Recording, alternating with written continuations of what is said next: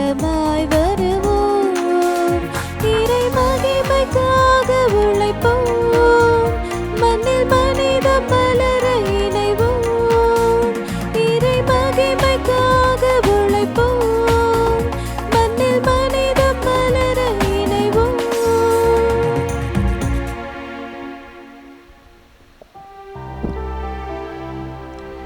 தந்தை மகன் தூயாவியாரின் பெயராலே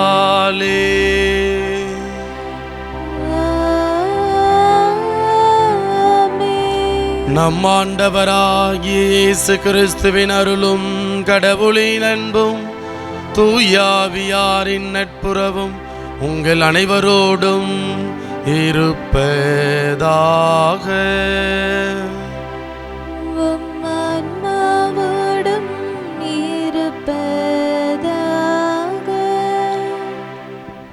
ஆண்டவருக்குள் பிரியமான சகோதரே சகோதரிகளே, இன்றைய நற்செய்தி வாசகத்தில் குறிப்பாக யோவான் நற்செய்தி அதிகாரம் 6 இறை வார்த்தை 33 நாம் இப்படியாக வாசிக்கிறோம். கடவுள் தரும் உணவு வானிலிருந்து இறங்கி வந்து உலகுக்கு வாழ்வு அளிக்கிறது என்று நம் ஆண்டவர் இயேசு கிறிஸ்து கடவுளாக இருந்தவர் இந்த உலகத்தில் மனித அவதாரம் எடுத்து நாம் ஒவ்வொருவரும் வாழ்வு பெறுவதற்காக எப்படி தன்னையே உடலாக இரத்தமாக பானமாக கொடுத்தார் என்பதை நமக்கு அடையாளப்படுத்துகிறது. ஆகவே பிரியமான சகோதர சகோதரிகளே, இந்த நிகழ்வு ஒவ்வொரு நாளும் நம்முடைய கத்தோலிக்க திருச்சபையில் நிறைவேறி கொண்டே இருக்கிறது. அது எப்படி நிறைவேறுகிறது அப்படின்னா இந்த நற்கருணை கொண்டாட்டம் வழியாக. ஆகவே இந்த நற்கருணை கொண்டாட்டத்தில் யாரெல்லாம் நம்பிக்கையோடு வாஞ்சையோடு பற்றுதலோடு நாம் பங்கெடுக்கிறோமோ அல்லது பங்கெடுக்கிறார்களோ அவர்கள் ஒவ்வொருவரும் நிலை வாழ்வை பெற்றுக்கொள்கிறார்கள் என்பதனை ஆண்டவர் இன்றைய நற்செய்தி வாசகத்தில் நமக்கு எடுத்துரைக்கிறார். ஆகவே பிரியமான சகோதர சகோதரிகளே, பல நேரங்களில் நம்ம என்ன பண்ணுறோம் அப்படின்னா ஒரு வேடிக்கையாக அன்றாட ஒரு காரியங்களைப் போல செயல்களைப் போல நற்கருணை கொண்டாட்டத்தில் நம்ம பங்கெடுக்கிறோம். அதனால தான் நம்முடைய வாழ்க்கையில் அற்புதங்களை நம்ம பெற முடியவில்லை. ஆகவே 2 கரங்களையும் மார்பில் வைத்து கொண்டு கண்களை மூடி இந்த நற்கருணை கொண்டாட்டம் நமக்கு வாழ்வை கொடுக்கிறது. விண்ணிலிருந்து வந்தவர் நாம் வாழ்வு பெறுவதற்காக நாம் ஒவ்வொருவருக்கும் அப்பத்தின் வடிவில் தன்னையே வெளிப்படுத்தி இருக்கிறார். ஆகவே ஆண்டவரே, உம்மை நாங்கள் ஒவ்வொரு நாளும் ருசிப்போம், உம்மை நாங்கள் ஒவ்வொரு நாளும் உண்போம், அதன் வழியாக நிலை வாழ்வை பெற்றுக்கொள்வோம் என்கிற மனநிலையை நம்பிக்கையோடு நாம் கொண்டிருக்க தொடர்ந்து இந்த பலியில் நம்மை நாம் ஒப்பு கொடுத்து ஜெபிப்போம்.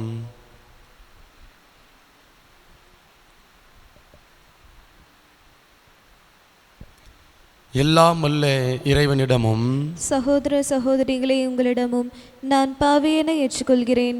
ஏனெனில் என் சிந்தனையாலும் சொல்லாலும் செயலாலும் கடமையில் தவறியதாலும் பாவங்கள் பல செய்தேன். என் பாவமே என் பாவமே என் பெரும் பாவமே.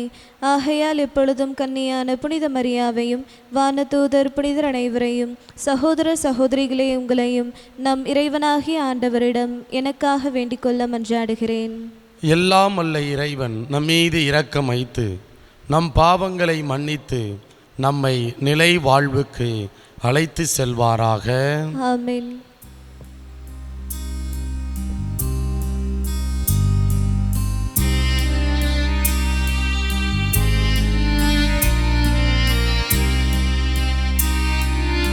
ஆண்டவரே இரக்கமாயிரும். ஆண்டவரே இரக்கமாயிரும்.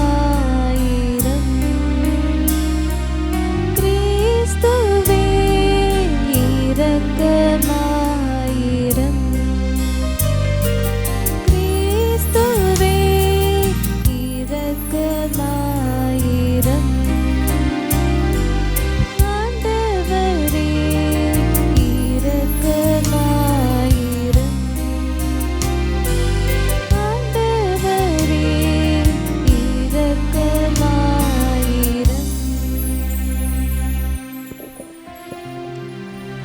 மன்றாடுவோமாக.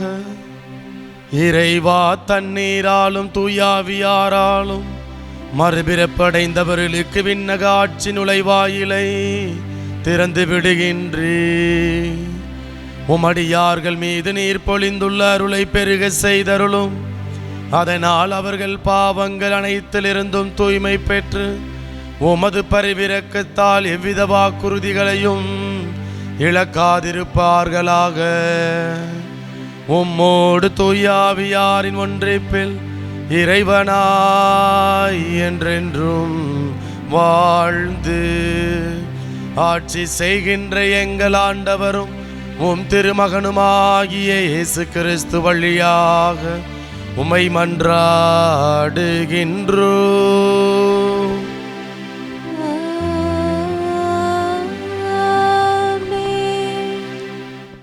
முதல் வாசகம்.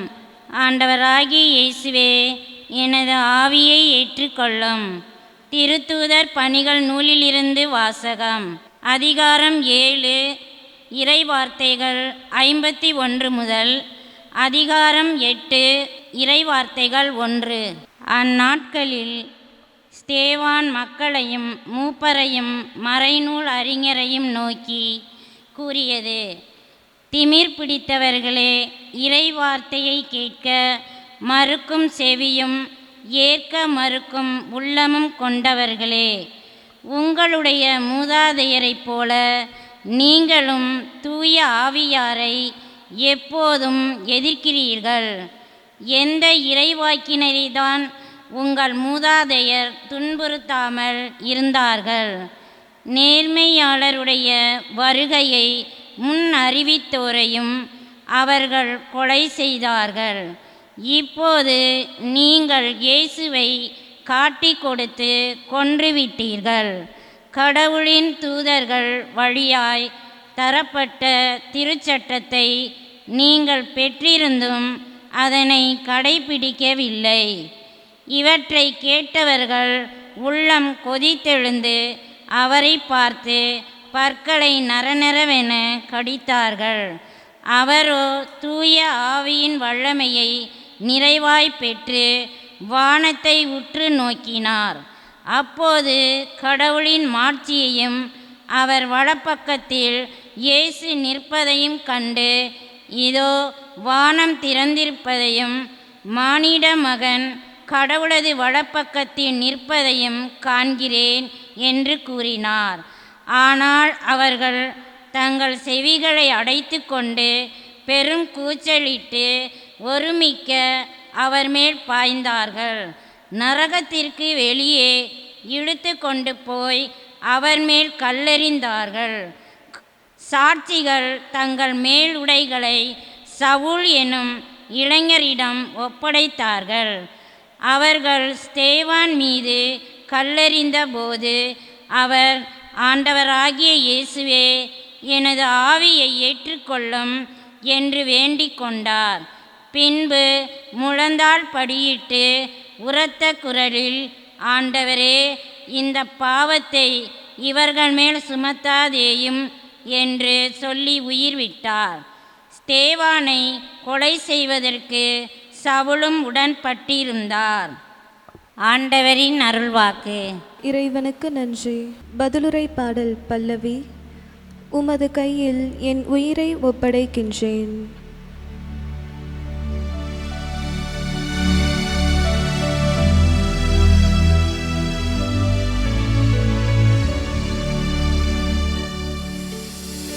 உமது கையில்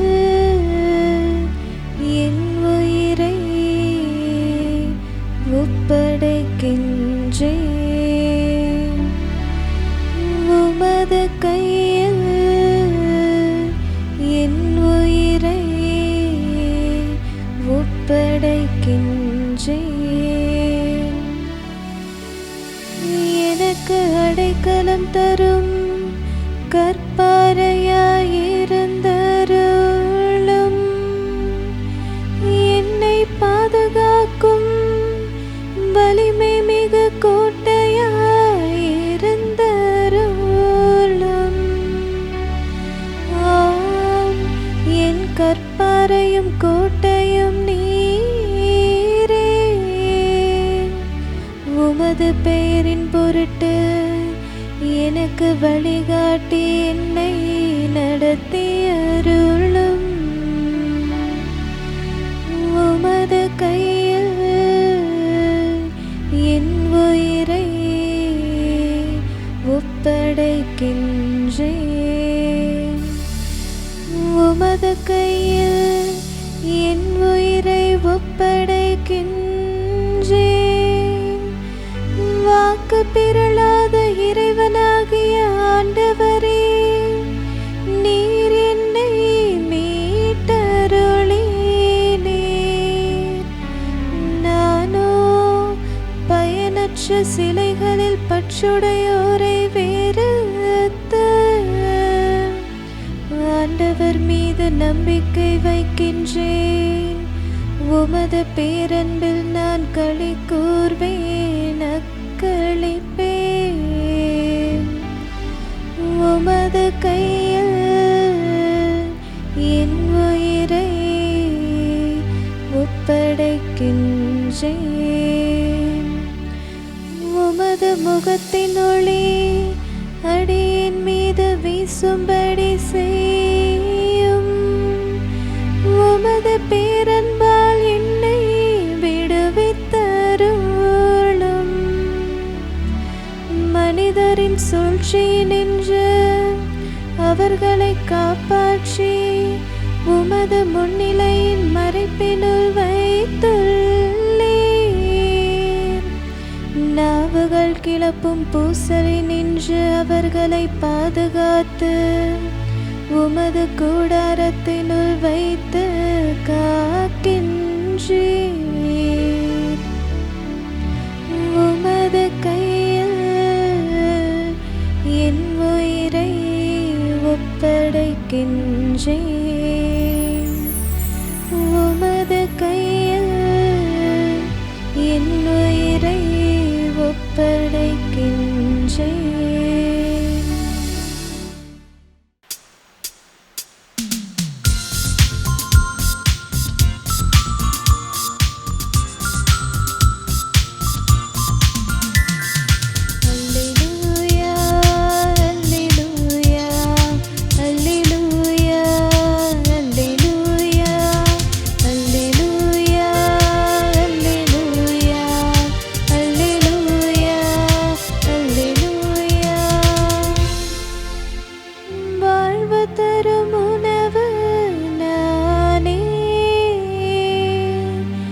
என்னிடம் வருபவருக்கு பசியே இராது என்கிறார் ஆண்டவர்.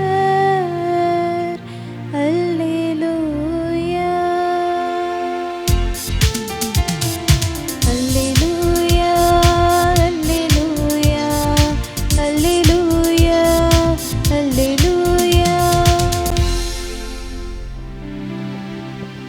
ஆண்டவர் உங்களோடு இருப்பாராக. உம் ஆன்மாவோடும் இருப்பாராக. யோவான் எழுதிய தூய நற்செய்தியிலிருந்து வாசகம். ஆண்டவரே, மாட்சி உமக்கே. யோவான் நற்செய்தி அதிகாரம் 6 இறை வார்த்தைகள் 30 முதல் 35 வரை. மக்கள் இயேசுவிடம், நாங்கள் கண்டு உம்மை நம்பும் வகையில் நீர் என்ன அருமடையாளம் காட்டுகிறீர்? அதற்காக என்ன அரும் செயல் செய்கிறீர்?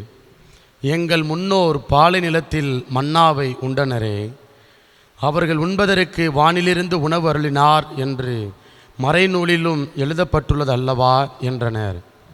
இயேசு அவர்களிடம், உறுதியாக உங்களுக்கு சொல்கிறேன், வானிலிருந்து உங்களுக்கு உணவு அருளியவர் மோசே அல்ல, வானிலிருந்து உங்களுக்கு உண்மையான உணவு அருள்பவர் என் தந்தையே. கடவுள் தரும் உணவு வானிலிருந்து இறங்கி வந்து உலகுக்கு வாழ்வளிக்கிறது என்றார். அவர்கள், ஐயா, இவ்வுணவை எங்களுக்கு எப்போதும் தாரும் என்று கேட்டுக்கொண்டார்கள். இயேசு அவர்களிடம், வாழ்வு தரும் உணவு நானே. என்னிடம் வருபவருக்கு பசியே இராது. என்னிடம் நம்பிக்கை கொண்டிருப்பவருக்கு என்றுமே தாகமிராது என்றார். ஆண்டவரின் அருள்வாக்கு. கிறிஸ்துவே உமக்கு புகழ். ஆண்டவர் இயேசுவுக்குள் பிரியமான சகோதர சகோதரிகளே, ஒவ்வொரு நாளும் இந்த ஆராதனை சேனல் வழியாக, டிவி வழியாக, இந்த நற்கருணை கொண்டாட்டம் திருப்பலி வழியாக ஆண்டவருடைய வார்த்தையை பகிர்வதில், அதே போல் உங்களை இந்த ஊடகத்தின் வழியாக சந்திப்பதில் மிகுந்த மட்டற்ற மகிழ்ச்சி. பிரியமானவர்களே, இன்றைய இறைவார்த்தை வழிபாடு, அதிலும் குறிப்பாக நற்செய்தி வாசகத்தை நம்ம வாசித்தோம் அப்படின்னா, நம்ம ஆண்டவர் இயேசு கிறிஸ்து ஒவ்வொரு நாளும் நமக்கு எப்படி வாழ்வு கொடுக்கக்கூடிய உணவாக, நீராக இருக்கிறாரு என்பதை ரொம்ப அழகாக நமக்கு எடுத்துரைக்கின்றது. பிரியமான சகோதர சகோதரிகளே, நாங்கள் குருமடத்தில் படிக்கிறப்ப நாங்கள் அசைன்மெண்ட்ஸ் நாங்கள் கொடுக்கணும். அசைன்மெண்ட்ஸ் அதாவது தீசிஸ் இதை நாங்கள் கொடுக்கணும். அதில் ஒருவேளை அது ஆங்கிலமாக இருந்தாலும் சரி, அல்லது தமிழாக இருந்தாலும் சரி, அதில் நம்ம பயன்படுத்தக்கூடிய அந்த இலக்கணம், ஒருவேளை பாஸ்ட் டென்ஸ்னால் பாஸ்ட் டென்ஸ்லேயே ஓரளவு பயன்படுத்தணும், தொடர்ச்சியாக இருக்கணும். ஒரு சென்டென்ஸ் பாஸ்ட் டென்ஸ்லேயும், இன்னொரு சென்டென்ஸு அதாவது நிகழ்காலத்துலேயும் ப்ரெசன்ட் டென்ஸில் இருந்துச்சு அப்படின்னா உடனே அதை திருத்தக்கூடிய அந்த அருட்தந்தை அல்லது பேராசிரியர் என்ன சொல்லுவாங்க அப்படின்னா, have consistency in using tenses அப்படின்னு சொல்லி என்ன பண்ணுவாங்க அப்படின்னா எங்களுக்கு ஒரு ரிமார்க் கொடுப்பாங்க. அதே போல் தான் இன்றைக்கு வாசிக்கப்பட்ட நற்செய்தி வாசகத்தில் நம்ம பார்த்தோம் அப்படின்னா, முதல் பகுதி அது கடந்த காலத்தை, இறந்த காலத்தை குறிக்கக்கூடிய ஒன்றாக இருக்கிறது. அடுத்த பகுதியை பார்த்தோம் அப்படின்னா நிகழ்காலத்தை குறிக்கக்கூடிய ஒன்றாக இருக்கிறது. குறிப்பாக இந்த நற்செய்தி வாசகத்தில் ஏசாண்டவர் சொல்கிறாரு, உறுதியாக உங்களுக்கு சொல்கிறேன், வானிலிருந்து உங்களுக்கு உணவு அருளியவர் மோசே அல்ல, வானிலிருந்து உங்களுக்கு உண்மையான உணவு அருள்பவர் என் தந்தையே என்று குறிப்பிடுகிறார். இப்போ பாருங்கள், மோசே கடந்த காலத்தில் இருக்கிறார், உணவு அருளியவர். ஆனால் நிகழ்காலத்தில் கொண்டு வர்றார். வானத்திலிருந்து உணவு கொடுத்துருந்து மோசே கிடையாது. அன்றைக்கும் யாருக்கு உணவு கொடுத்தார் அப்படின்னா அது கடவுள் தான் கொடுத்தார் அப்படின்னு சொல்லி அது கடந்த காலத்தோடு மட்டும் முடித்து விடவில்லை. இன்றைக்கும் என்ன நடக்குது அப்படின்னா, ஆண்டவர் நமக்கு இந்த மன்னாவை, வாழ்வு தரக்கூடிய உணவை நமக்கு ஆண்டவர் கொடுக்கிறார் என்பதனை இங்கே ரொம்ப அழகாக நமக்கு எடுத்துரைக்கிறது. பிரியமானவர்களே, இந்த பகுதியில் இயேசு ஆண்டவர் எதை குறித்து பேசுகிறார் அப்படின்னா, மன்னக வாழ்வு, அதே போல் விண்ணக வாழ்வு. சரிங்களா? மன்னக வாழ்வு என்பது எதை குறிக்கிறது? பழைய ஏற்பாட்டில் குறிப்பாக அந்த விடுதலை பயண புத்தகத்தில் நம்ம படித்தோம் அப்படின்னா, அங்கே இஸ்ரேல் மக்கள் பாலைவனத்தில் பயணிக்கிறாங்க. பாலைவனத்தில் பயணிக்கிற பொழுது அவர்களுக்கு அன்றாடம் உணவு, மன்னா என்கிற உணவு வழங்கப்பட்டது.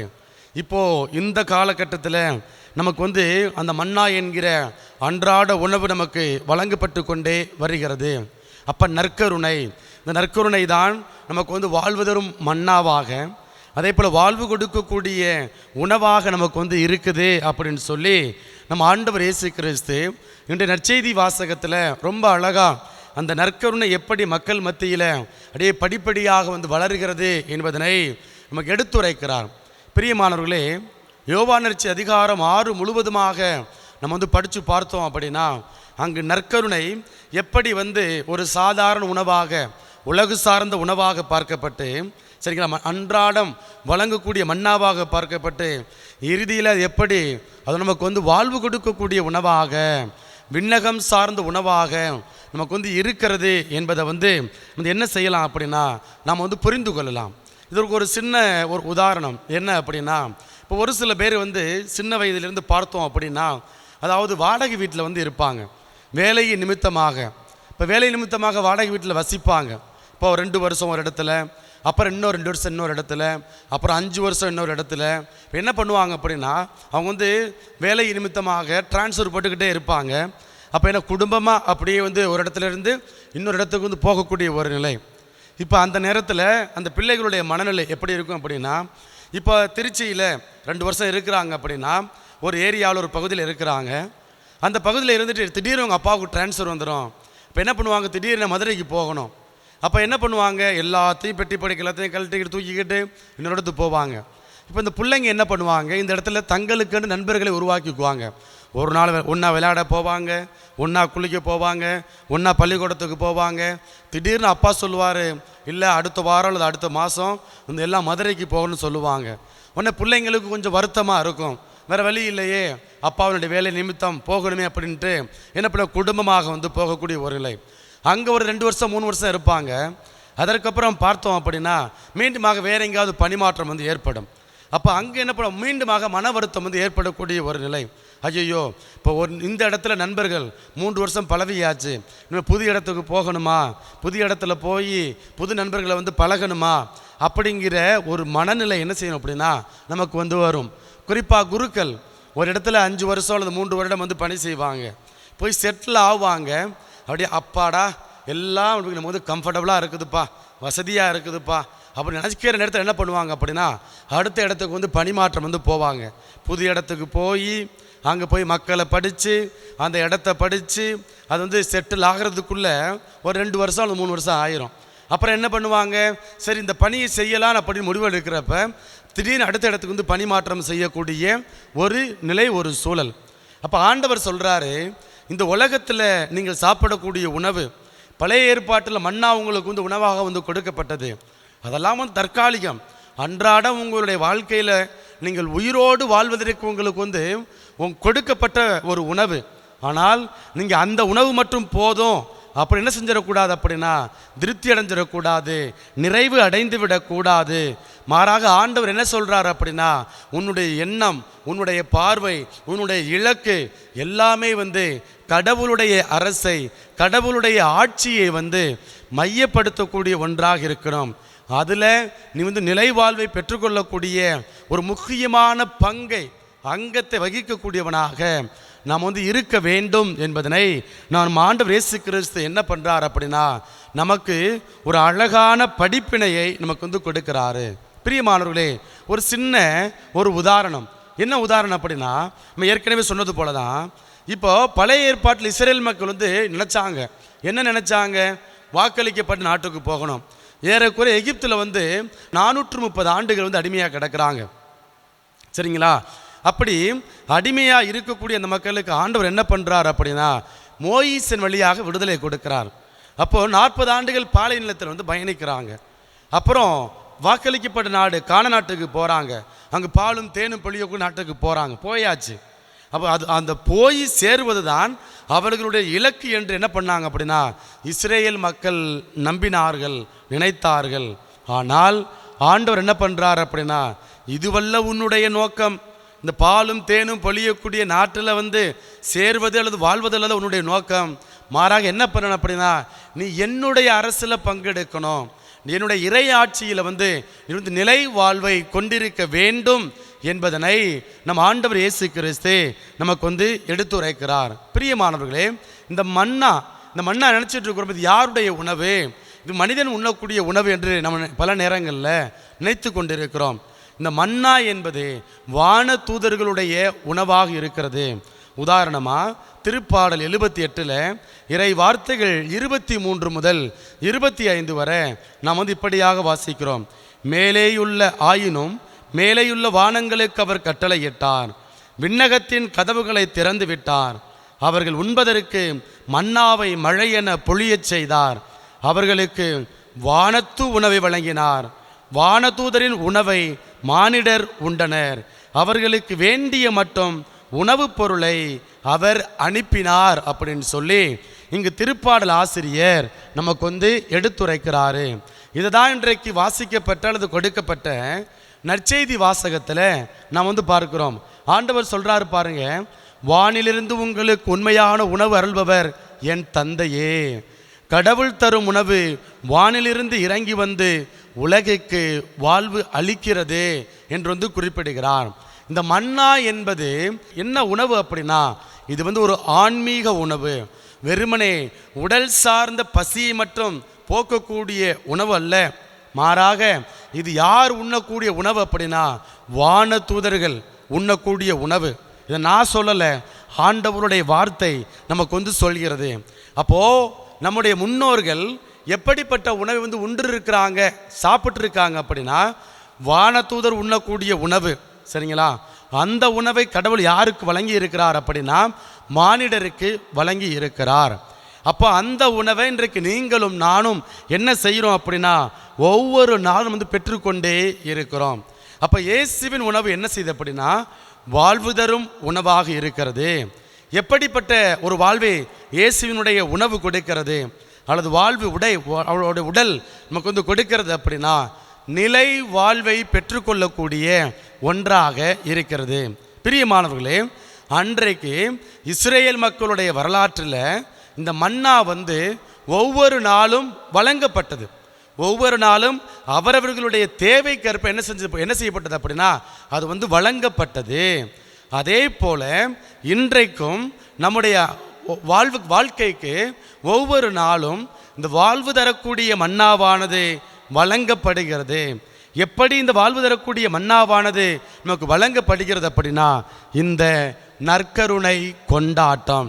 இப்போ பாருங்க, இந்த விண்ணகத்திலிருந்து அல்ல அன்றாட உணவு இதுக்கான அந்த வார்த்தை நம்முடைய கத்தோலிக்க திருச்சபை ரொம்ப அழகான ஒரு விளக்கத்தை நமக்கு கொடுக்கிறது. என்ன அப்படின்னா ஈசோப்பியோஸ் என்கிற வார்த்தையை நமக்கு பயன்படுத்துகிறது.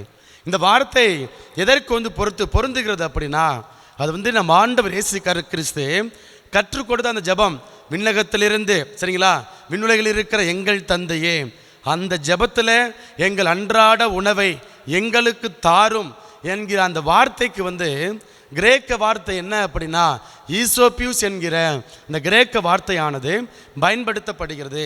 அப்போ என்ன, எங்கள் அன்றாட உணவை எங்களுக்கு இன்று தாரும், சரிங்களா, ஒவ்வொரு நாளும் தாரும். அன்றைக்கு பழைய ஏற்பாட்டில் மன்னா ஒவ்வொரு நாளும் இஸ்ரேல் மக்களுக்கு வழங்கப்பட்டது.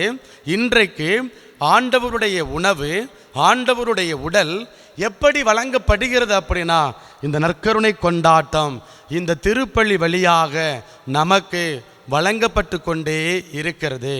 அப்போ யாரெல்லாம் இந்த திருப்பலியில் ஒவ்வொரு நாளும் முழுமையாக நம்பிக்கையோடு ஆர்வத்தோடு பங்கெடுக்கிறார்களோ அவர் என்ன பண்ணுவாங்க அப்படின்னா நிலை வாழ்வை பெற்றுக்கொள்ளக்கூடிய பிள்ளைகளாக இருக்கிறார்கள். பிரியமானவர்களே, நிறைய உதாரணங்களை என்ன செய்யலாம் அப்படின்னா இந்த மேற்கோள் காட்டிக்கொண்டே போகலாம். குறிப்பாக ஒரு குடும்பத்தில் பயங்கர பிரச்சனை, கணவன் மனைவிக்குள்ள கருத்து வேறுபாடு, பிரிந்து வாழக்கூடிய ஒரு நிலை, விவாகரத்துக்கு போயிட்டாங்க, அப்ளை பண்ணியாச்சு, அது இனிமேல் தீர்ப்புக்காக காத்து கொண்டு இருக்கிறாங்க. இந்த நேரத்தில் அந்த சகோதரி சோர்வு, விரக்தி, விவாகரத்து கொடுக்கலாமா வேண்டாமா ஏன்னா அப்போ என்கிற ஒரு இரட்டை விதமான மனநிலை இருக்கக்கூடிய ஒரு நிலை. இப்படிப்பட்ட இந்த நேரத்தில் அந்த சகோதரி என்ன பண்ணுறாங்க அப்படின்னா கோயிலுக்கு வர்றாங்க, கோயிலுக்கு பங்கெடுக்கிறாங்க, அரை மணி நேரம் 1 மணி நேரம் உக்காடுறாங்க. அப்புறம் என்ன பண்ணுறாங்க, தினையிலும் என்ன பண்ணுறாங்க, குறைந்தது ஒரு அரை மணி நேரமாவது ஆண்டவருடைய பிரசன்னத்தில் அமர்றாங்க. நான் எங்கேயும் சொல்லலை, நம்ம அருங்கொடை இல்லத்தில் நடந்த சம்பவத்தை உங்களுக்கு நான் சொல்கிறேன், சரிங்களா. அப்போ இந்த இடத்துல அப்படியே ஒவ்வொரு நாளும் அரை மணி நேரம் 1 மணி நேரம் எப்பொழுதெல்லாம் வாய்ப்பு கிடைக்கிறதோ அப்பொழுதெல்லாம் அந்த சகோதரி உட்காடுறாங்க, ஜெபம் பண்ணுறாங்க. அப்புறம் நாட்கள் சில என்ன பண்ணுறாங்க அப்படின்னா அவங்க திருப்பலியில் பங்கெடுக்கிறாங்க. இங்கல்ல எங்கெல்லாம் திருப்பலியில் பங்கெடுக்கக்கூடிய வாய்ப்பு கிடைக்கிறதோ அங்கெல்லாம் திருப்பலியில் பங்கெடுக்கிறாங்க. அப்படி பங்கெடுக்கின்ற பொழுது அவருடைய மனநிலை மாறுகிறது. இப்போ என்ன பண்ணுறாங்க, விவாகரத்து வழக்கு அந்த நீதிமன்றத்தில் இருக்குது. இப்போ அவங்க வேண்டாம், என் கணவரோட நான் சேர்ந்து வாழ்கிறேன் என்று சொல்லி அவங்க முடிவெடுக்கிறாங்க. வழக்கறிஞரை பார்க்குறாங்க, அந்த விவாகரத்து அந்த வழக்கை வாபஸ் பெறுறாங்க, சேர்ந்து வாழக்கூடிய ஒரு நிலை. இப்போ இன்றைக்கு நல்லதொரு திருக்குடும்பமாக அவங்க வாழ்ந்து கொண்டு இருக்கிறாங்க. இப்போ பிரியமானவர்களே, ஒரு திருப்பலி நற்கருணை ஆண்டவருடைய பிரசன்னத்தில் உட்காருகின்ற பொழுது, ஜெபிக்கின்ற பொழுது இந்த ஆண்டவர், நற்கருணை ஆண்டவர் நமக்கு என்ன பண்ணுறார் அப்படின்னா வாழ்வு கொடுக்கிறார். அன்றாட உணவு, வாழ்வு தரும் உணவு. அன்றைக்கு மன்னா ஒவ்வொரு நாளும் இஸ்ரேல் மக்களுக்கு வழங்கப்பட்டது. இன்றைக்கு மன்னா ஒவ்வொரு நாளும் நமக்கு என்ன செய்யப்படுகிறது அப்படின்னா இந்த திருப்பலி வழியாக நமக்கு வழங்கப்பட்டு கொண்டே இருக்கிறது. அப்போது நாம் வாழ்வை பெற்றுக்கொள்ளணும், நிலை வாழ்வை பெற்றுக்கொள்ளணும் அப்படின்னா, நிறைவான மகிழ்ச்சியை பெற்றுக்கொள்ளணும் அப்படின்னா நாம் செய்ய வேண்டியது ஒன்றே ஒன்று தான். எப்பொழுதெல்லாம் வாய்ப்புகள் கிடைக்கிறதோ அப்பொழுதெல்லாம் நம்ம நற்கருணை ஆண்டவருடைய பிரசன்னத்தில் உட்காரணும். அது மட்டுமல்ல, திருப்பலியில் முழுமையாக நாம் பங்கெடுக்க வேண்டும். பல நேரங்களில் மக்கள் என்ன பண்ணுவாங்க அப்படின்னா, திருப்பலி கருத்துக்கள் ஒப்பு கொடுப்பாங்க. ஃபாதர், ஒரு 30 நாளைக்கு நீங்கள் திருப்பலி வச்சுருங்க, ஆன்ம இலைப்பாற்றிற்காக திருப்பலி வச்சுருங்க அப்படின்னு சொல்லி ஒரு 3000 5000 என்ன பண்ணுவாங்க அப்படின்னா, இங்கே பணம் கட்டுவாங்க. அப்போது திருப்பலிக்கு வரமாட்டாங்க. அவங்க திருப்பலிக்கு வரமாட்டாங்க. அவங்க என்ன நினைக்கிறாங்க அப்படின்னா, திருப்பலி ஒப்பு கொடுத்தாச்சு, அதற்குரிய பணத்தை கொடுத்தாச்சு, இனிமேல் நமக்கு கடவுள் பார்த்துக்குவார், நான் திருப்பலிக்கு வர வேண்டிய தேவையில்லை அப்படின்னு பலர் ஒரு தவறான சிந்தனைகள் கொண்டிருக்கிறாங்க. பிரியமானவர்களே, நீங்கள் திருப்பலி கருத்துக்களை ஒப்பு கொடுக்குறீங்க அப்படின்னா இது குருவானவருக்கு மட்டும் உரிய கடமை அல்ல. யார் திருப்பலி ஒப்பு கொடுக்குறாங்களோ அவங்க என்ன பண்ணணும் அப்படின்னா, திருப்பலியில் முழுமையாக பங்கெடுக்கணும். அப்படி முழுமையாக பங்கெடுத்து நீங்களும் அந்த கருத்துக்காக விண்ணப்பத்துக்காக என்ன பண்ணணும் அப்படின்னா ஜெபிக்கணும். அப்படி நீங்கள் ஜெபிச்சாதான் அதனுடைய பரிபூர்ண பலன்கள், அந்த ஆசீர்வாதம் உங்களுக்கு கிடைக்கும். ஆகவே பிரியமான சகோதர சகோதரிகளே, நம்ம நான் ஞாயிற்றுக்கிழமை மட்டும் திருப்பலிக்கு போகிறேன் ஃபாதர், அன்னைக்கு மட்டும் நான் கிறிஸ்தவனாக இருப்பேன் ஃபாதர், மற்ற நேரத்தில் நான் பண்ணாத தப்பு இல்லை, நான் பண்ணாத சேட்டை இல்லை, போகாத இடம் இல்லை, பேசாத பேச்சு இல்லை, வாயில் வந்ததெல்லாம் பேசுவேன் ஃபாதர் அப்படிங்கிற ஒரு சிந்தனையும் என்ன அப்படின்னா நமக்கு தவறு என்பதை இன்றைய நாளில் ஆண்டவர் இயேசு கிறிஸ்து நமக்கு எடுத்துரைக்கிறார். இப்போ பிரியமானவர்களே, இங்கே பாருங்களேன், நற்செய்தி வாசகத்தில் மக்கள் கேட்குறாங்க, இவ்வுணவை எங்களுக்கு எப்போதும் தாரும் என்று கேட்டுக்கொண்டார்கள்.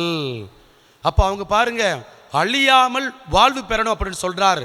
முந்தைய பகுதியில் நானே கடவுள் விண்ணகத்திலிருந்து வானிலிருந்து உணவு கொடுக்கிறாரு, அந்த உணவு நமக்கு முடிவில்லா வாழ்வு, நிலை வாழ்வை கொடுக்குது அப்படின்னு சொல்லி சொன்ன உடனே மக்கள் கூட்டத்தினர் என்ன பண்ணுறாங்க அப்படின்னா, அப்போ அந்த சாப்பாட்டை, அந்த உணவை எங்களுக்கு தாங்கப்பா அப்படின்னு சொல்லி கேட்குறாங்க.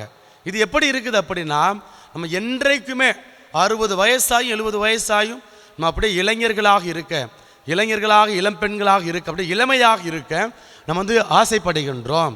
அப்போ இன்றைக்கி பாருங்க, எல்லாருமே என்ன பண்ணுறோம், ஃபேஷியல் பண்ணுறோம், த்ரெட்டிங் பண்ணுறோம், டை அடிக்கிறோம், என்னென்னமோ பண்ணுறோம். ஆனால் மேக்கப் என்ன அப்படியே விதவிதமாக ரகரகமாக போடுறோம். கன்னத்தில் சுருக்கம் தெரியாமல் இருக்கிறதுக்கு, என்ன நரைச்ச முடி தெரியாமல் இருக்கிறதுக்கு, எல்லாம் போட்டு நம்மை இளமையாக காண்பிப்பதற்கு எவ்வளவு முயற்சிகளை நம்ம மேற்கொள்கிறோம் பாருங்க. அப்போ நம்முடைய தேடல், நம்முடைய எதிர்பார்ப்பு, இந்த நற்செய்தி வாசகத்தில் வரக்கூடிய மக்களுடைய எதிர்பார்ப்பு என்ன அப்படின்னா, அப்போ அந்த உணவை எங்களுக்கு தாங்க அப்படின்னு சொல்லி இயேசு ஆண்டவர்கிட்ட மக்கள் கேட்கிறார்கள். அப்போ உடனே ஆண்டவர் சொல்கிறாரு பாருங்க, வாழ்வு தரும் உணவு நானே. சரிங்களா? வாழ்வு தரும் உணவு நானே, என்னிடம் வருபவருக்கு பசியே இராது, என்னிடம் நம்பிக்கை கொண்டிருப்பவருக்கு என்றுமே தாகமே இராது என்று குறிப்பிடுகிறார். நீங்கள் தொடர்ந்து இந்த யோவான் அதிகாரம் 6:35 பின்னாடி வரக்கூடிய பகுதியை படித்தோம் அப்படின்னா மக்கள் கூட்டத்தினர் கேட்பாங்க, இவனுடைய உடலை எப்படி உண்ண முடியும், இவனுடைய இரத்தத்தை எப்படி குடிக்க முடியும் அப்படின்னு சொல்லி அவர்கிட்ட கேள்வியை கேட்டுட்டு சந்தேகப்பட்டுட்டு என்ன பண்ணுவாங்க அப்படின்னா, இயேசுவை விட்டு போகக்கூடிய அல்லது அகலக்கூடிய ஒரு நிலை வரும்.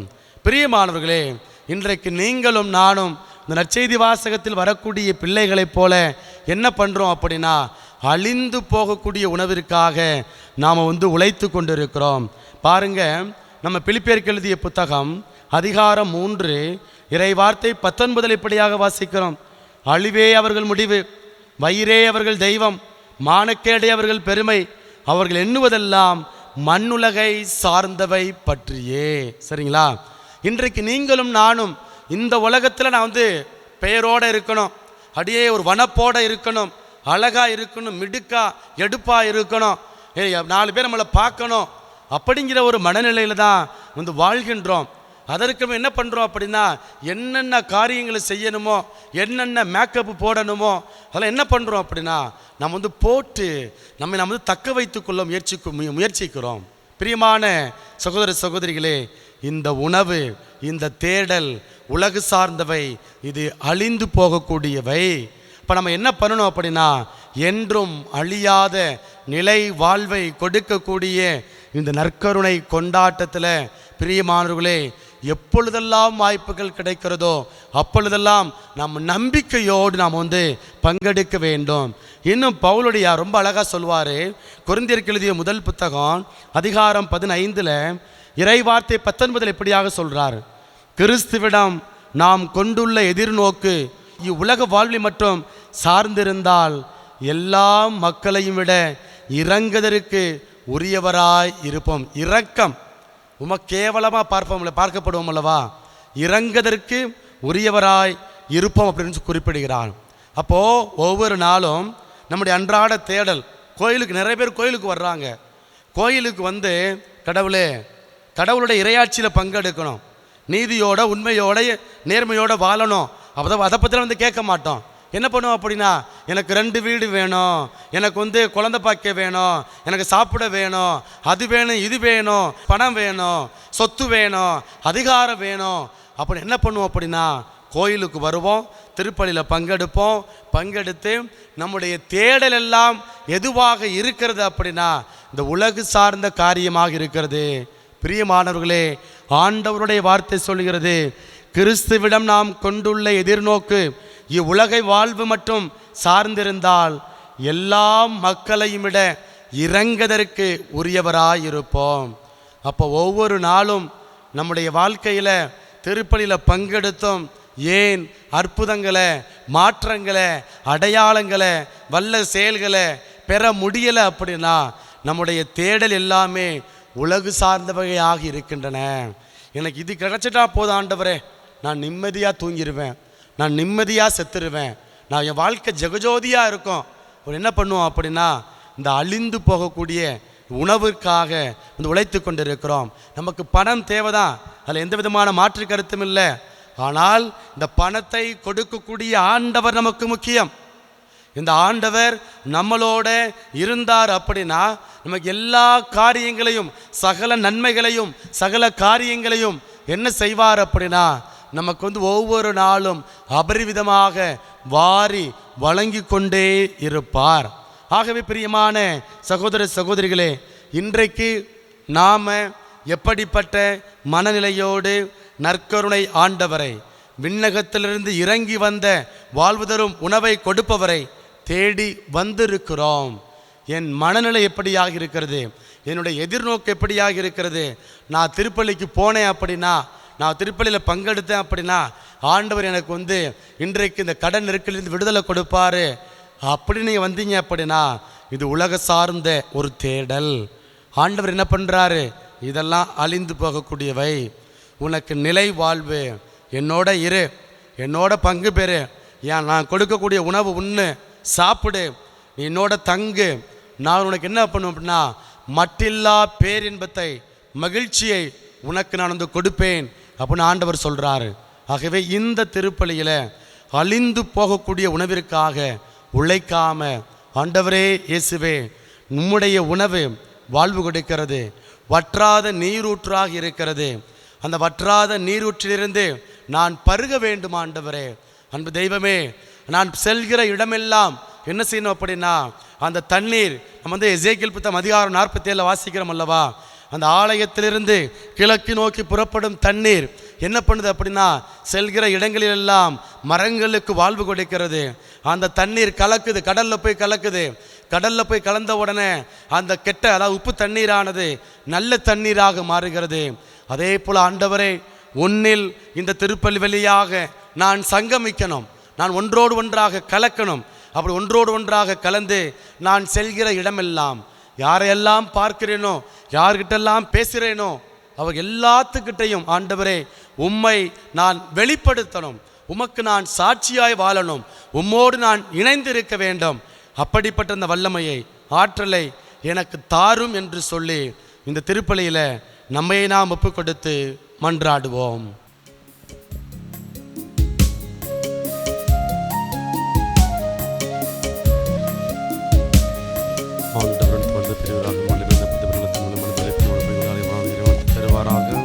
அன்போடு வந்தோம், காணிக்கை தந்தோம், கனிவோடு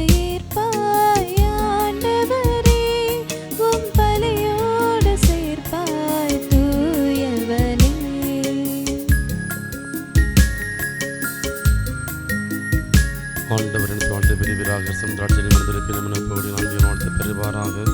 ஆண்டவரை தாழ்மை பொன்னான வாழ்வை புடமிட்டு வைத்தோம், பூவாக மனம் வீச வைத்தோம். புதிரான வாழ்வே எதிரானதாலே, புதிரான வாழ்வே எதிரானதாலே, பொழிவாக செய்வாய் ஆண்டவனே, உம் அருளோடு அணைப்பாய் மாபரனே. சகோதரே சகோதரிகளே, என்னுடையதும் உங்களுடையதுமான பலி எல்லாம் அல்ல தந்தையாகிய இறைவனுக்கு ஏற்றதாகும்படி மன்றாடுங்கள். ஆண்டவர் தமது பேரின் புகழ்ச்சிக்காகவும் ஆட்சிக்காகவும் நமது நன்மைக்காகவும் புனித திரு அவை அனைத்தின் நலனுக்காகவும் உமது கையிலிருந்து இப்பலியை ஏற்றுக்கொள்வாராக. ஆண்டவரே, அக்களிப்பெறும் திரு அவையின் காணிக்கைகளை ஏற்றுக்கொள்ள உம்மை வேண்டுகின்றோ. இப்பெரும் மகிழ்ச்சிக்குரிய காரணத்தை நீர் தந்திருப்பதால் அதன் பயனாகிய முடிவில்லா பேரின்பத்தையும் எங்களுக்கு அருள்வீராக. எங்கள் ஆண்டவராகிய இயேசு கிறிஸ்து வழியாக உம்மை மன்றாடுகின்றோ.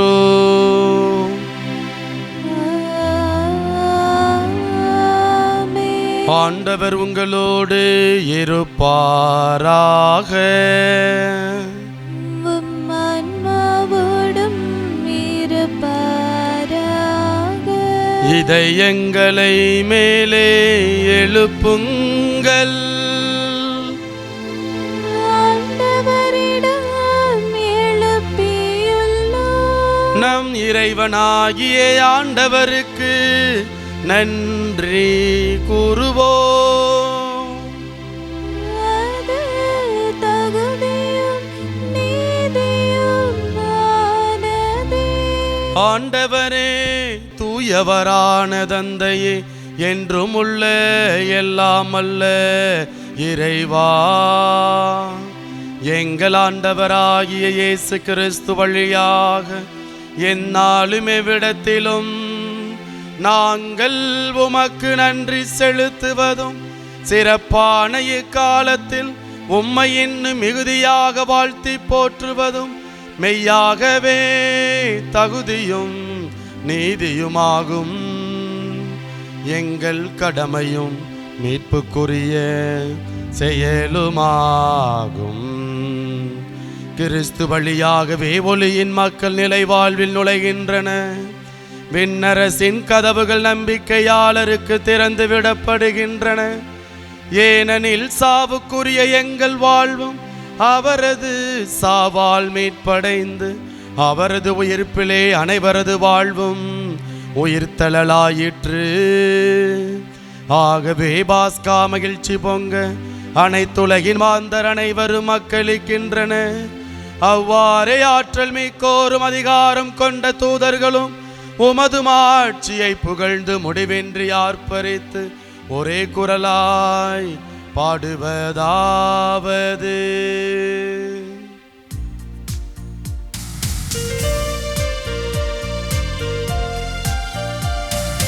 தூயவர் தூயவர் தூயவர், வான்படைகளின் கடவுளாம் ஆண்டவர். விண்ணகமும் மண்ணகமும் உமது மாட்சியால் நிறைந்துள்ளன. உன்னதங்களிலே ஓசானா, உன்னதங்களிலே ஓசானா. ஆண்டவர் பெயரால் வருகிறவர் ஆசீர் பெற்றவர். உன்னதங்களிலே ஓசானா, உன்னதங்களிலே ஓசானா.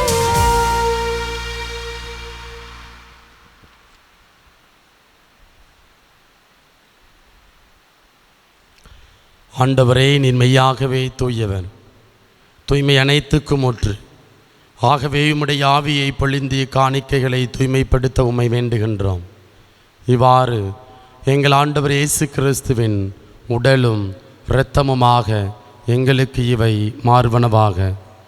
அவர் பாடுபட உளம் கனிந்து தம்மை கையளித்த போது அப்பத்தை எடுத்து நன்றி செலுத்தி அதை பிட்டு தம் சீடர்களுக்கு அளித்து கூறியதாவது, அனைவரும் இதிலிருந்து பெற்று உண்ணுங்கள், ஏனெனில் இது உங்களுக்காக கையளிக்கப்படும் என் உடல்.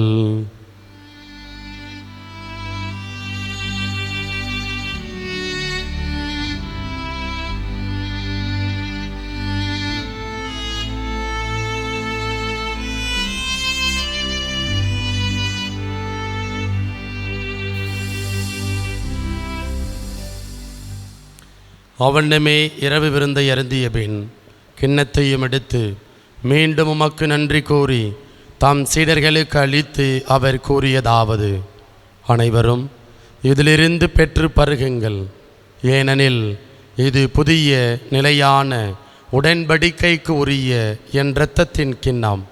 இது பாவ மன்னிப்புக்கென்று உங்களுக்காகவும் பலருக்காகவும் சிந்தப்படும். இதை என் நினைவாக செய்யுங்கள்.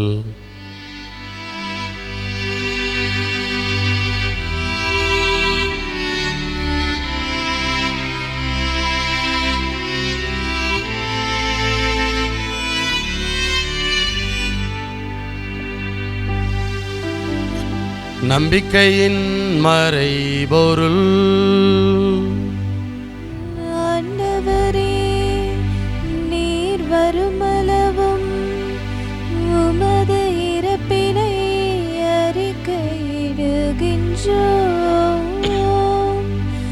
உமது உயிர்ப்பினையும் எடுத்துரைக்கின்றோம். ஆகவே ஆண்டவரே, நாங்கள் கிறிஸ்துவின் இறப்பினையும் உயிர்ப்பினையும் நினைவு கூர்ந்து வாழ்வு தரும் அப்பத்தையும் மீட்பளிக்கும் கிண்ணத்தையும் உமக்கு ஒப்புக் கொடுக்கின்றோம். உம் திருமுன் நின்று உமக்கு ஊழியம் புரிய தகுந்தவர்கள் என எங்களை ஏற்றுக்கொண்டீர். எனவே உமக்கு நன்றி செலுத்துகின்றோம்.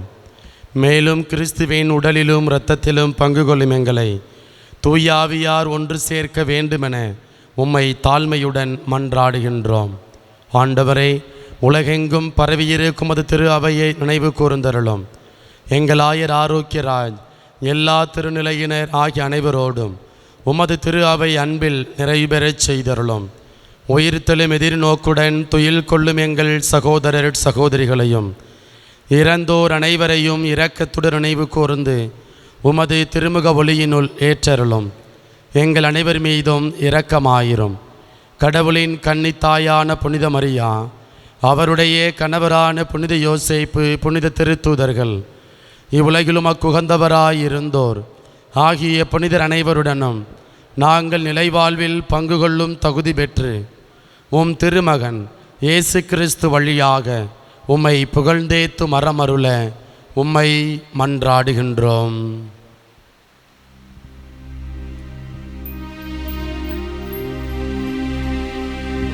இவர் வழியாக இவரோடு இவரில் எல்லாம் அல்ல இறைவனாகிய தந்தையே, தூய ஆவியாரின் ஒன்றிப்பில் எல்லா புகழும் மாட்சியும் என்றென்றும் உமக்கு உரியதே.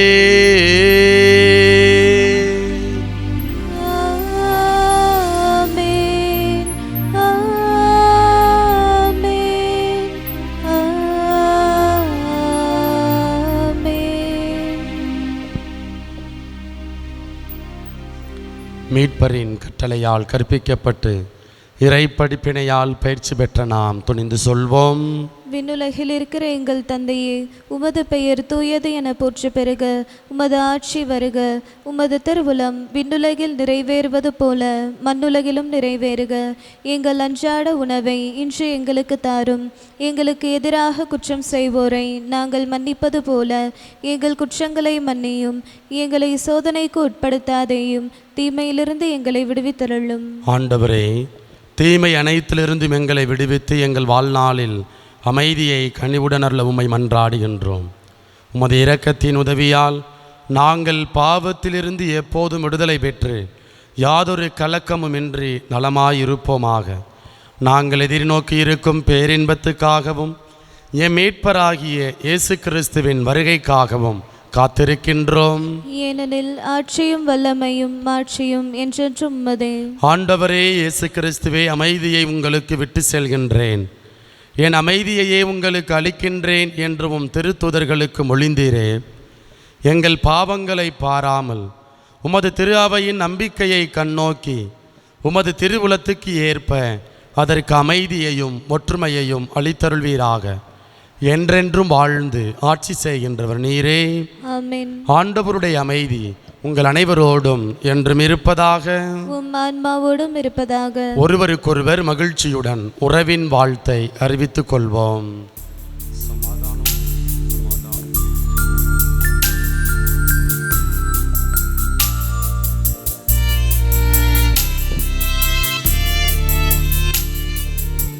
உலகின் பாவம் போக்கும் இறைவனின் செம்மறியே, எம்மேல் இரக்கம் வையும். உலகின் பாவம் போக்கும் இறைவனின் செம்மறியே, எம்மேல் இரக்கம் வையும். உலகின் பாவம் போக்கும் இறைவனின் செம்மறியே, எமக்கு அமைதி அருளும், எமக்கு அமைதி அருளும். இதோ இறைவனின் செம்மறி, இவரே உலகின் பாவங்களை போக்குபவர். இவருடைய திருவிருந்திற்கு அழைக்க பெற்ற நாம் ஒவ்வொருவரும் பேறு பெற்றோர். ஆண்டவரே, நீர் நிலத்தில் எழுந்தருள நான் தகுதியற்றவள், ஆனால் ஒரு வார்த்தை மட்டும் சொல்லியருளும், எனது ஆன்மா நலமடையும். கிறிஸ்துவின் திருவுடலும் திரு இரத்தமும் ஒருவரையும் காத்து முடிவில்லாமல் ஒலிப்பதாக. ஆமென். ஆசை திருவிருந்துக்கான மன்றாட்டு. ஆண்டவரே, நீர் என் இல்லத்தில் எழுந்தருள நான் தகுதியற்றவள், ஆனால் ஒரு வார்த்தை மட்டும் சொல்லியருளும் என்று நூற்றுவர் தலைவன் ஜெபித்தது போல நாங்களும் இப்போது உம் திருப்பாதம் பணிந்து வேண்டுகிறோம். இனிய இயேசுவே, நாங்கள் தகுதியற்றவர்களாய் இருந்தாலும் எங்கள் தகுதியின்மையை பாராமல் நீர் எங்கள் உள்ளங்களில் எழுந்து வாரும். உம் அன்பிலும் அருளிலும் நாங்கள் நிலைத்திருக்க எம்முள் எழுந்து வாரும். நன்மை செய்வதில் ஆர்வமுள்ளவர்களாய் தீமைகள் அனைத்திலிருந்தும் விடுதலை பெற்றவர்களாய் வாழவும் எங்களை வழிநடத்த வாரும். எல்லா நலன்களாலும் வளங்களாலும் எங்களை நிரப்ப வாரும். ஆமேன். ஆண்டவருக்குள் பிரியமான சகோதர சகோதரிகளே, கடவுள் ஒவ்வொரு நாளும் விண்ணகத்திலிருந்து நமக்கு உணவு கொடுத்து கொண்டே இருக்கிறார். பழைய ஏற்பாட்டில் மன்னா இஸ்ரேல் மக்களுக்கு அன்றாட உணவாக வழங்கப்பட்டது. நம்முடைய காலத்தில் மன்னா வாழ்வு தரும் உணவு இந்த நற்கருணை வழியாக, திருப்பலி வழியாக நமக்கு கொடுக்கப்பட்டு கொண்டே இருக்கிறது. இந்த திருப்பலி கொண்டாட்டத்தில் நற்கருணையை யாரெல்லாம் ஒவ்வொரு நாளும் உட்கொள்கிறார்களோ, பங்கெடுக்கிறார்களோ, அவர்கள் ஒவ்வொருவரும் ஆண்டவர் கொடுக்கக்கூடிய நிலை வாழ்வை பெற்றுக்கொள்ளக்கூடிய பிள்ளைகளாக இருக்கிறார்கள்.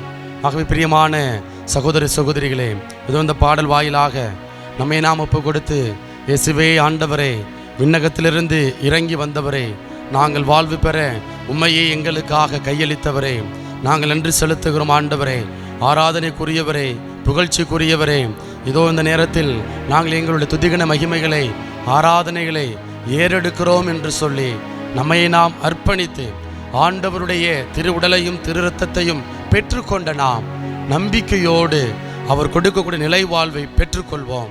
அப்படிப்பட்ட அருள் வரத்தை வேண்டி தொடர்ந்து இந்த பாடல் வாயிலாக நாம் ஜெபிப்போம்.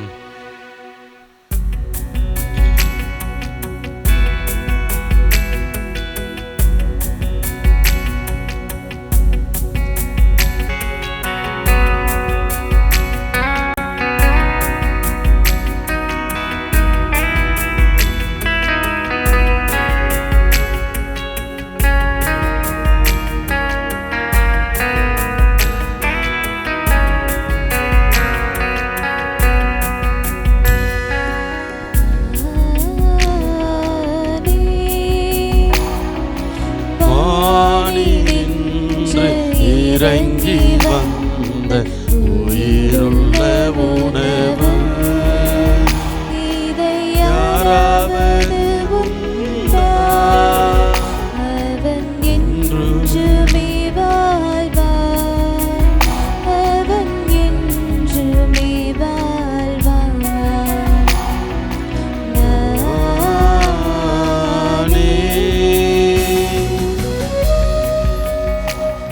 ஆம் ஆண்டவரே, நீர் கொடுக்கக்கூடிய உணவு எங்களுடைய வாழ்வை அன்றாடம் புதுப்பிக்கிறதப்பா.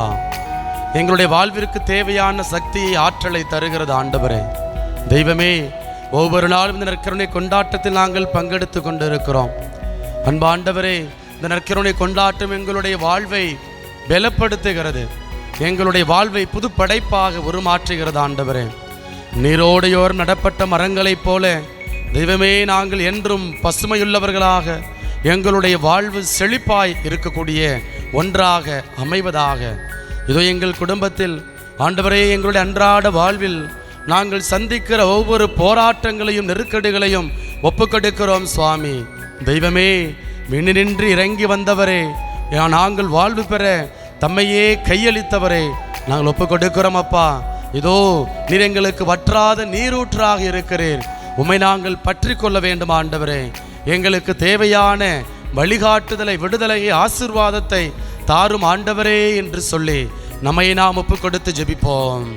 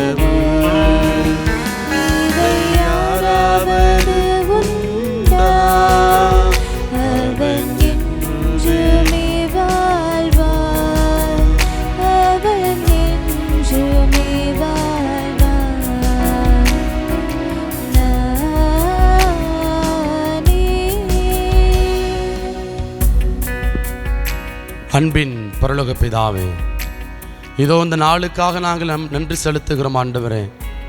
எங்களுடைய ஆயுள் நாளை ஆண்டவரே நீர் நீடிக்க செய்கிற உடைய மேலான கிருபைக்காக நாங்கள் நன்றி செலுத்துகிறோம் அப்பா.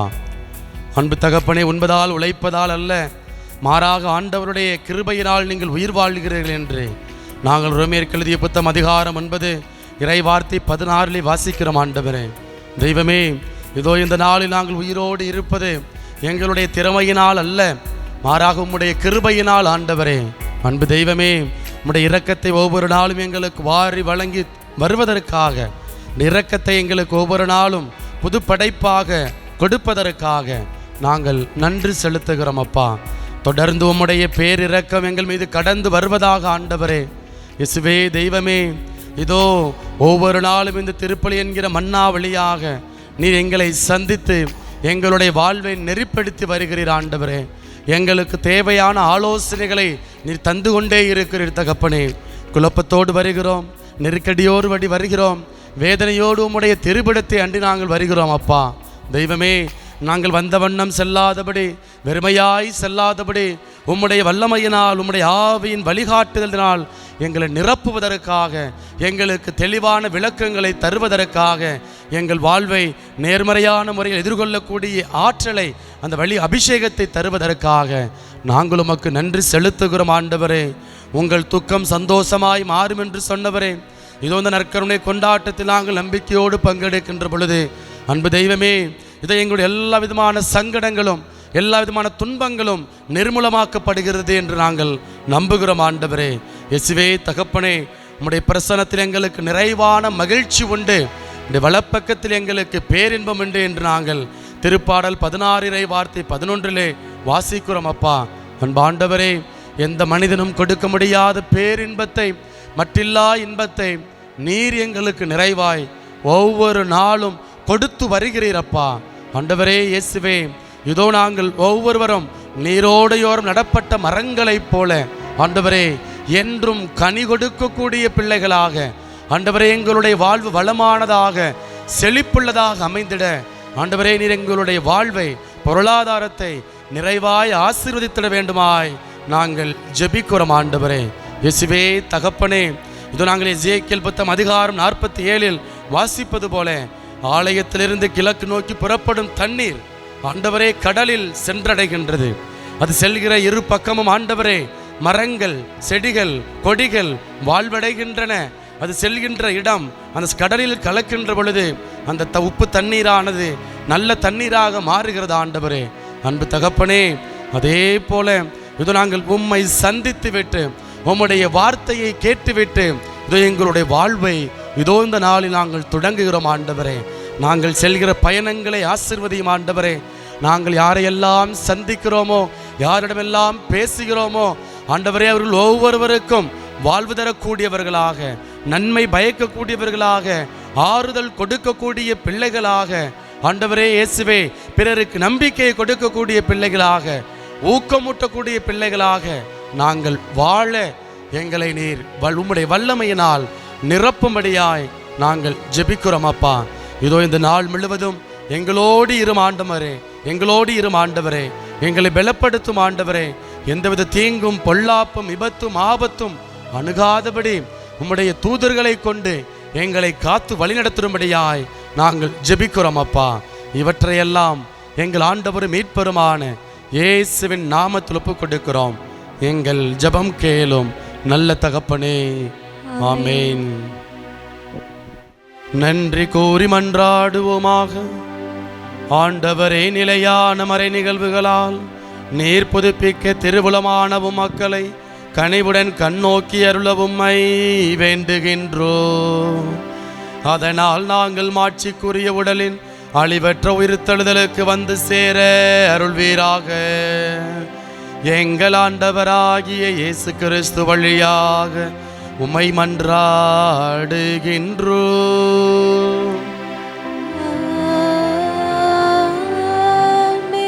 ஆண்டவர் உங்களோடு இருப்பாராக.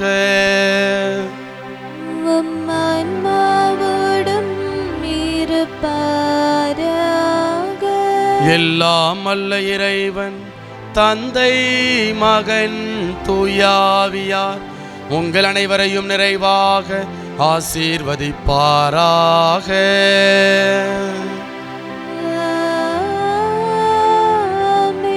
இறைவனின் ஆசி பெற்ற மக்களாய் வாழ சென்று வாருங்கள். திருப்பலி நிறைவேறிற்று. அல்லேலூயா, அல்லேலூயா. இறைவனுக்கு நன்றி. அல்லேலூயா, அல்லேலூயா.